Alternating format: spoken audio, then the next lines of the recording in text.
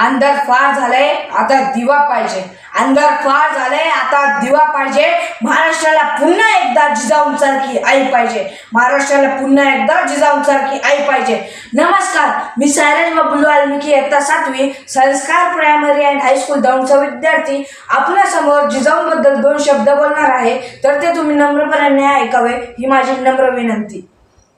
तुमचं माहेर सिंदखेड राजा विदर्भात, तुमचं सासर वेरूळ मराठवाड्यात, तुमचं आयुष्य गेलं पुण्यात पश्चिम महाराष्ट्रात, तुमचं आयुष्याचं उत्तरार्ध म्हणजे रायगड अर्थार्थ कोकणात. मासाहेब, तुमचं आयुष्य आमच्यासाठी प्रचंड प्रेरणादायी आहे. मासाहेब, आजकाल एखाद्या मुलाला प्रश्न विचारला जातो की मासाहेब जिजाऊंचा जन्म कधी असतो, तर आमची पोरं एकमेकांच्या तोंडाकडे पाहायला लागतात. पण खऱ्या इतिहासात खरेखुरे रिअल हिरो घडवणारा मासाहेब तुमचा जन्मदिवस आमच्या पोरांना माहीत नसतो.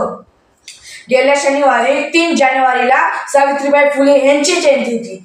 तेव्हा मी बातम्या बघत होतो आणि बातम्यावर एका कॉलेजच्या मुलाला प्रश्न विचारला जातो की सावित्रीबाई फुले कोण होत्या. तो म्हणाला, राजमाता जिजाऊ, ज्या स्त्रीमुळे आपली आई बहीण शिकेल आणि शिकणारे त्याच सावित्रीबाईंना आपण ओळखत नाही म्हणजे आपली किती पिढी बदलत चालली आहे.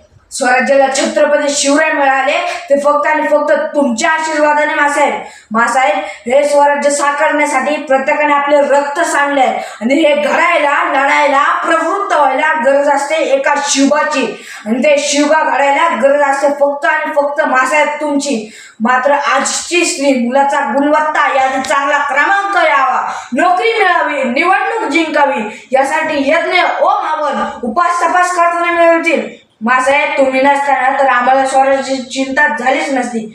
मासाहेब, तुमच्या कार्यकाळामध्ये आदर्श पत्नी, आदर्श राजकारणी यासोबतच अर्थकारण, समाजकारण, युद्धकारण यामध्ये तुम्ही तुमची छटा दाखवून दिली. मासाहेब, शिवरायसारखे एका वेळ पराक्रमी राजे घडतील हो, पण त्याआधी जिजाऊंसारख्या माता या घरात घडायला हव्या. मासाहेब, बोलण्यासारखं भरपूर काही आहे. तुमचं, सावित्रीबाईंचं, अहिल्याबाई होळकरांचं इतिहास सांगणाऱ्या प्रत्येक आईला मी आव्हान करतो की आपल्या घरात शिवरायासारखे पराक्रमी राज्य घडवा. मासाहेब, एकदा काय झालं, एक प्राणी सगळ्या शेतीची नासधूस करत होता. तेव्हा राजमाता जिजाऊ म्हणाल्या, या प्राण्याचा जो शिकार करेल त्याला सोन्याचं कड दिलं जाईल. आणि त्या प्राण्याचा शिकार करायला सगळे त्या मागं पळायला लागले. आणि त्या रात्री राजमाता जिजाऊ झोपल्या होत्या. त्या राजमाता जिजाऊच्या राजवाड्यात एक पोरगा आला. तसे तो पहारेकरींना म्हणाला, पहारेकरी, मला राजमाता जिजाऊंची भेटायची आहे. पहारेकरी म्हणाला, कोण रे तू? तो म्हणाला, पारकरी, मी तानाजी मालुसरे.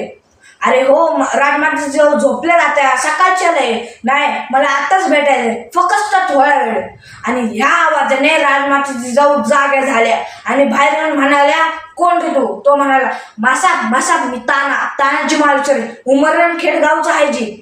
अरे काय झालं? मासा तुम्ही म्हणलं होतं ना, ज्या प्राण्याचा जो शिकार करेल त्याला सोन्याचं कड दिलं जाईल. मासा मी त्याला प्राण्याचं शिकार केलं. अरे हो, सकाळच्या तुला दिलं असतं सोन्याचं कड. नाही मासा, मला सोन्याचं कड नको, मला फक्त तुमच्या कौतुकाची थाप माझ्या पाठीवर पडू द्या. मासा, तुमच्या कौतुकाची थाप पाठीवर पडू द्या. ही जी भावना जिजाऊंनी निर्माण केली त्याला स्वराज्य म्हणतात. आणि हे घडायला लढायला प्रवृत्त व्हायला गरज असते एका जिजाऊंची, आणि ते जिजाऊ घडायला गरज असते फक्त आणि फक्त भावनेची. म्हणून मी प्रत्येकाला सांगतो की प्रत्येक आईला राजमाता जिजाऊ बनावे लागेल. आले किती गेले किती उडून गेला भरारा, आले किती गेले किती उडून गेला भरारा, संपला नाही आणि संपणार नाही माझे जिजाऊंचा दरारा, संपला नाही आणि संपणार नाही माझे जिजाऊंचा दरारा. धन्यवाद.